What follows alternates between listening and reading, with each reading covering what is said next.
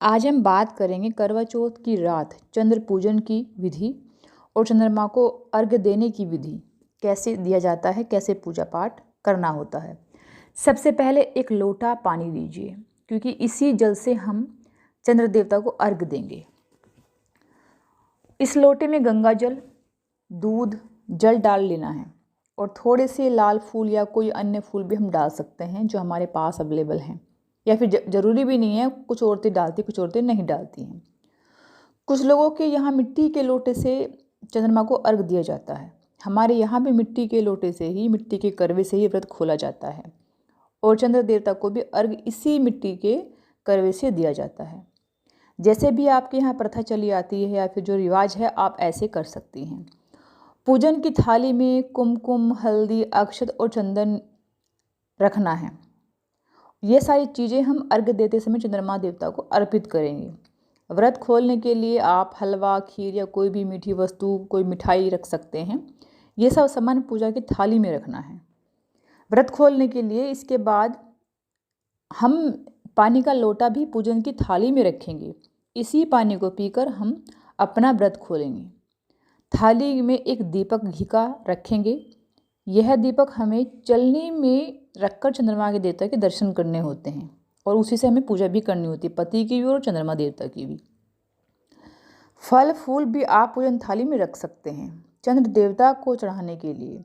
इसके बाद आपको एक छलनी भी चाहिए और ध्यान रहे वो छलनी प्लास्टिक की ना हो, क्योंकि प्लास्टिक में अगर घी का दीपक रखेंगे तो उसके जलने का डर होता है और ये अपशगुन माना जाता है। तो कोशिश करिए कि छलनी जो है वो स्टील की हो।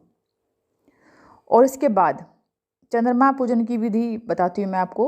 चंद्रमा जब दर्शन दे देते हैं तो उनको हम हल्दी, कुमकुम, चंदन जो भी हमारी पूजा थाली में रखा हुआ है वो चढ़ाइए और अक्षत, फल फूल भी अर्पित कीजिए।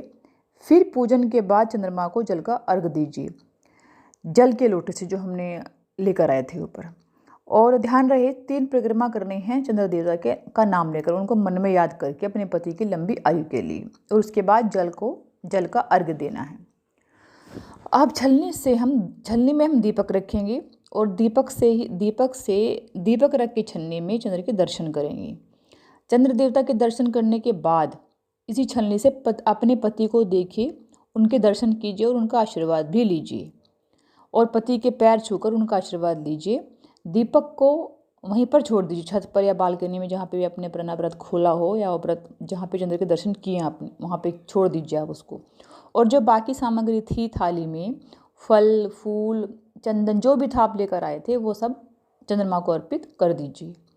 उसके बाद जो मिठाई रखी थी आपने, खीर वगैरह जो भी आप लाए थे मिठाई, वो अपने पति के हाथ से, हाँ, उससे मिठाई से पहले आपको जो लोटा थाली में रखा हुआ था पूजन के लिए, उस लोटे से अपने पति के हाथ से आपको जल पीना है।